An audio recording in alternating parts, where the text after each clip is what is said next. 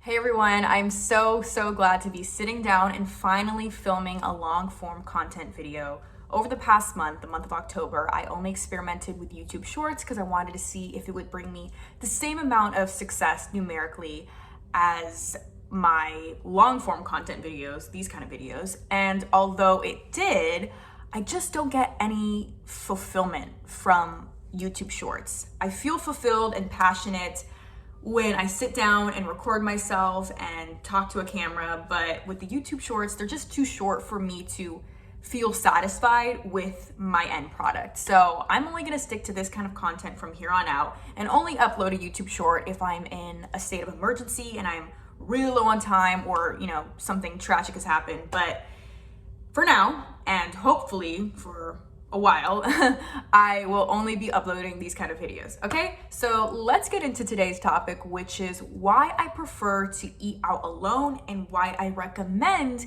eating out alone as something that you should adopt in your everyday, or not even everyday, sorry, you don't have to go out to eat every day, but weekly ritual, habit, etc. So here it goes. About 2 years ago, I wanna say, I had this friend who told me about the study that was done on people who reported having a really great satisfaction with life, like really happy, overall, always in a good mood. And they found, after observing these people who reported this about themselves, that in their everyday routine, these people, although yes, they worked out, they ate well, they set goals and achieved them. They did all that stuff that we already know to be true for what brings us happiness. Although they did all that stuff, they found that these people, what set them apart from everybody else is that they would engage in small talk with strangers more often than the average person.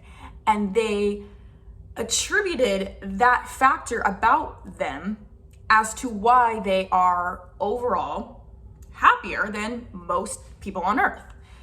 And I was like, that's very interesting. And I kind of just brushed it off. I was like, okay, that's cool to know, but whatever. Like, I think I do an okay job at interacting with strangers. But mind you, at the time, I was way more introverted than I am now. So it wasn't something that I was really necessarily adamant about adopting or increasing. I was just like, okay, that's cool to know.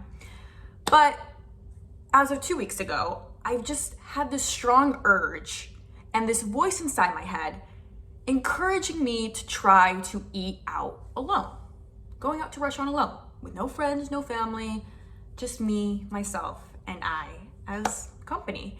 And I don't know why this itch came. I really don't. But I was like, you know what? I'm going to scratch it. I'm going to go for it. I'm going to go out to eat alone. And when I made this decision, I thought about what this guy said about the study. And I was like, you know what? I think these two concepts are gonna go hand in hand. And sure enough, they did. I went out to eat alone and I found that I loved it. And one of the reasons why I really liked it is because I would engage in small talk and sometimes deep talk with complete strangers. And so it made me just feel more connected to humanity. I know I'm getting like all deep now. I'm connected to humanity by going out to eat alone. But really, I did. I would have conversations with people I wouldn't normally have and discuss topics I wouldn't normally discuss had I showed up with a friend, a family member. And that, I think, is one of the secrets of life and what we have twisted. A lot of people so often think that solitude and loneliness leads to depression and moodiness, when really it could give you abundance, happiness, opportunities that you didn't even know could be available to you because you are making yourself more available to people that are around you. When you're in a state of solitude, you are more receptive to new ideas, you're more vulnerable to engaging in dialogue with people because you kind of have to. You don't have to, but you're in a state of being able to. Whereas when you're around other company, you're just in your own little bubble already. You're already in the familiar, and familiarity breeds contentness, yeah, and comfortability, but also it could lead to stagnation. That's what I'm trying to get at, stagnation, and not ever really progressing. So when you go outside of your comfort zone and you go out to eat alone and you don't have much expectations, right? You're doing it to fulfill the goal of simply going out to eat alone. You will be amazed at what happens and how you feel. I swear to you. It is a beautiful thing, and I prefer it now over eating out with friends because I don't have to factor in anybody else's dietary wants, needs, desires, etc. I can set the time of when I want to go out to eat. I can set the type of cuisine I want to eat.